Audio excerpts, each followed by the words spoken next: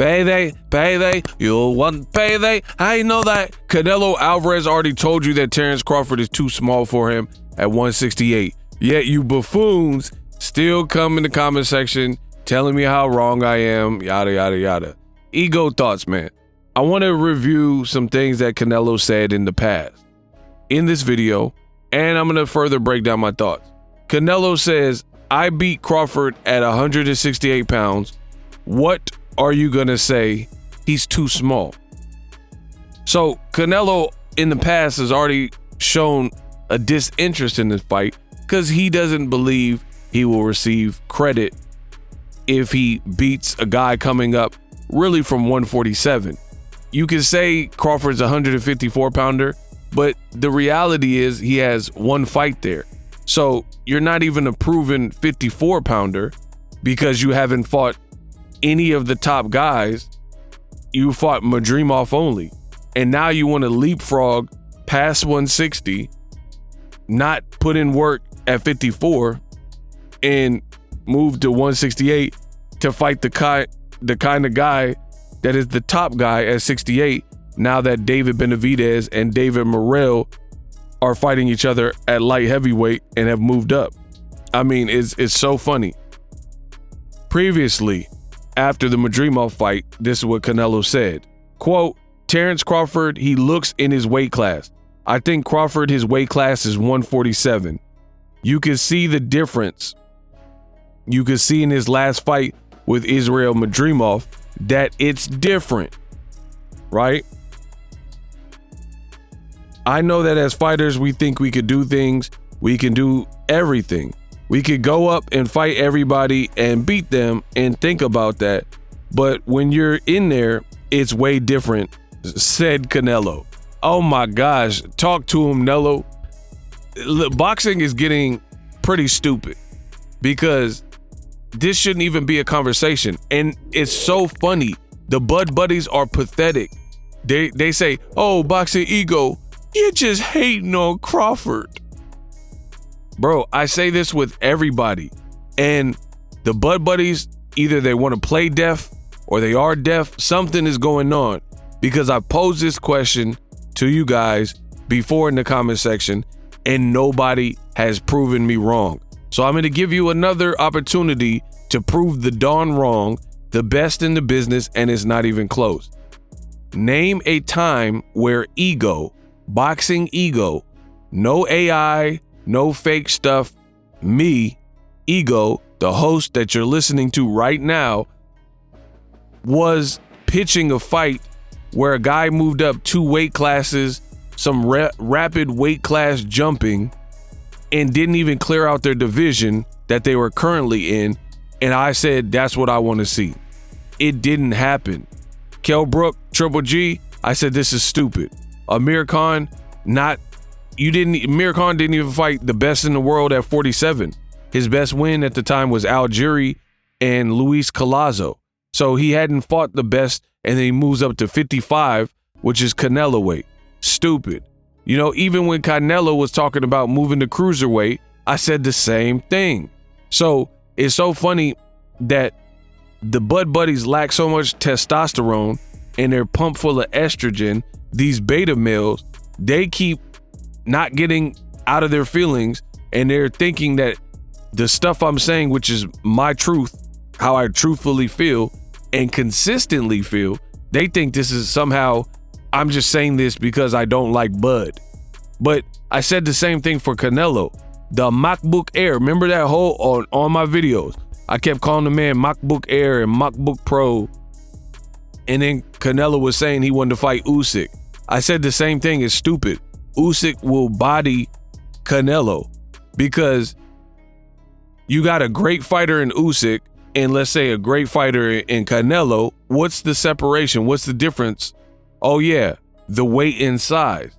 One guy's taller, one guy has longer arms, one guy has more strength, etc., etc. That's oftentimes the deciding factor when people match up pretty well. Now, if this was Crawford at 47 and Canelo at 47, or even the catch weight that Floyd fought, like if Canelo was at 154 and he fought at a catch weight of 152 against Crawford, I would probably pick Bud. But that's not the case. Bud would be out of his element fighting at 168 against Canelo specifically. I'm not talking about some 175-pound guy in sparring with headgear and bigger gloves, 14-ounce gloves, winning gloves and all that. I'm not talking about that. I'm talking about on pay-per-view, camera crews, and in front of millions of people that are going to watch or whatever, hundreds of thousands of people. I don't like the fight. And it's so funny because people keep doing all these mental gymnastics trying to make me like the fight or make me contradict how I've always felt. And the proof is in the pudding. The videos I don't delete. I said the same thing when Canelo was talking that crap about moving to fight Usyk and MacBook Air and fight Badu Jack and all that stuff at cruiserweight. I wasn't a fan of that either, right? I wasn't a fan of Errol Spence Canelo conversations when people were having it when Errol was the #1 welterweight and Canelo was already at 160, right? This is who I am. And people keep trying to make it about Crawford because they're groupies or whatever they got going on. It's not going to work. And then you have the Bud Buddies who are saying stuff like, oh man, Floyd Mayweather beat Canelo, so Bud definitely has a chance. I mean, the level of stupidity in these statements that people are making shows me they don't know ish about boxing. Floyd beat Canelo when he was 23 years old in 2013. We are now in 2025. That means it's over a decade later. So Canelo hasn't gained more weight since then. He hasn't learned any new tricks since then. He hasn't developed his strength even more since then. You know what I mean? Like, how can you compare? That's like go watch a Boxing Ego video in 2013 and compare it to a Boxing Ego video in 2025. I mean, come on. I didn't even have the same microphones.